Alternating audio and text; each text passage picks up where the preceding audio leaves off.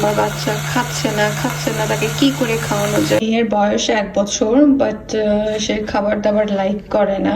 তার জন্য তাকে আমি স্টিল ব্লেন্ড করা ফুড দিচ্ছি, যে অ্যাটলিস্ট কিছু হলেও সে খেয়ে তার শরীরে পুষ্টি যাক।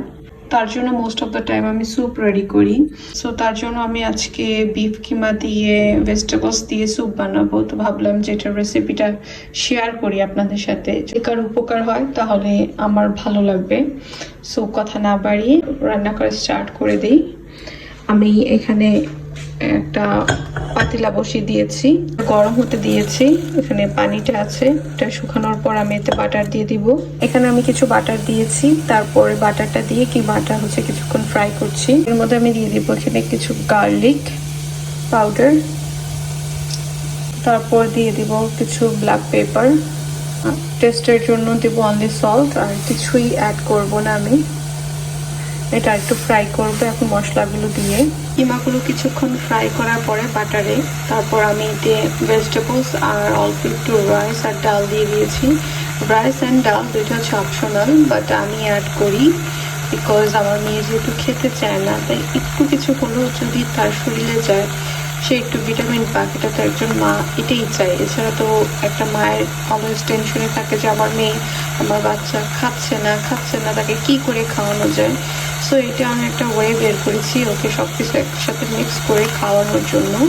এগুলোর একসাথে আরেকটু আমি ফ্রাই করব, তারপরে এটা আমি পানি দিয়ে দমে রেখে দেবো। দ্যাটস ইট, এছাড়া আর কিছুই অ্যাড করবো না। হয়ে গেছে কিমা স্যুপ আমার মেয়ের জন্য।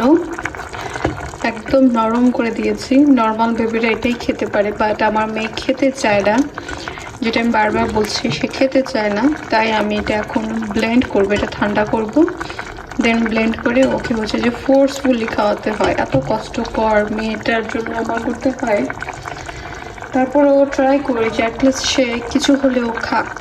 খাবার দেখেই তার কান্নাকাটি শুরু হয়ে গিয়েছে। আর রিহান আজকে খাবে যে ডিম, পটেটো সিদ্ধ দিয়ে ভাত।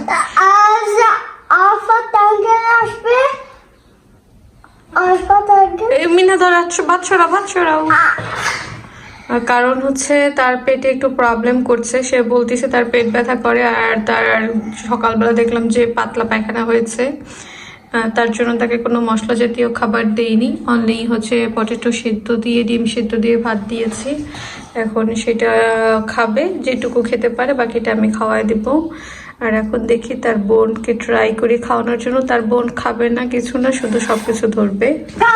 মিনার জন্য আমি যে স্যুপটা রেডি করেছি সেটা ব্লেন্ড করে এটার মধ্যে ঢুকিয়ে নিয়েছি। এখন ট্রাই করি তাকে খাওয়ানোর জন্য, দেখি সে খায় কিনা। Let's see. বিসমিল্লাহ। রেহান নিজে খাবে? ইয়েস, রেহান নিজে খাবে। রেহান কি হ্যান্ড ওয়াশ করেছে? ইয়েস। ওকে, তাহলে খাও নিজে। অনলি এগ খাবে না, ভাতও খাবে। ওকে ওকে।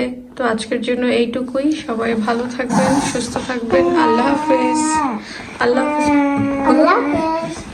মাম, আল্লাহ হাফেজ বলো। আল্লাহ হাফেজ, বাই বাই দাও। ওকে, বাই বাই।